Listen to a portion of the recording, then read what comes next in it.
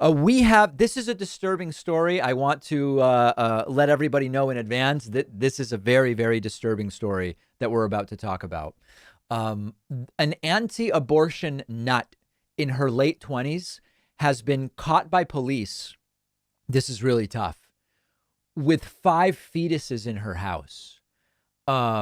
This is a real headline. I was convinced when I first saw it, this must be bogus. This can't possibly be real. But it is all too real, and it is horrifying.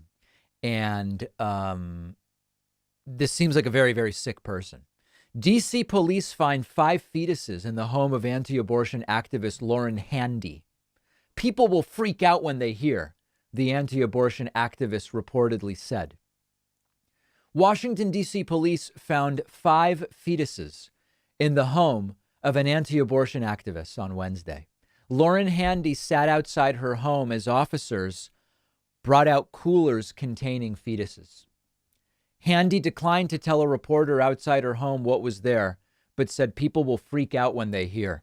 Metro Police confirmed to HuffPost that it found the 5 fetuses after being sent to investigate a tip. So that means someone knew how sick this woman was, and they reported her, which is good. It's a good thing that someone reported this woman. The police statement says, upon further investigation, MPD located 5 fetuses inside a residence at the location. The fetuses were collected by the DC office of the chief medical examiner.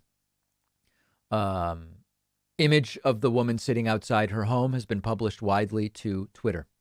Another article on this from NBC Washington.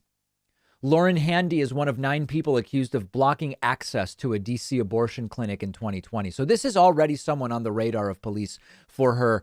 I don't even call it anti-abortion activism seems not to actually take into consideration what it is that these people do. Police went to 28-year-old Lauren Handy's basement apartment and investigating a tip about a possible biohazard material in her house. They collected fetuses. It's just sick. I'm not even going to you guys get it, okay? You guys, this is difficult to wrap one's head around. Did anyone know? How long did she have them? What was she going to use these fetuses for? And understand one really important thing here, okay?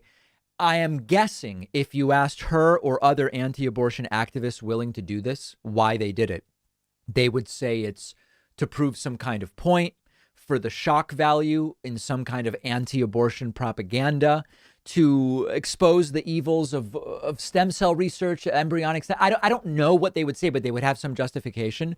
But understand that by their own logic, these are people. They believe that these are people. Some of them believe at conception. Some of them believe at 5 weeks. Some of them believe. Okay, if you believe that a fetus is a person, you've basically stolen human bodies from a morgue, which is criminal. Understand that this is by their logic and their framework of what they believe about this issue. These are fully human lives, according to them. So this would be like keeping 5 dead bodies that, again, that have been killed by their logic. These are some, I don't know. Are these Bates Motel twists or I don't know.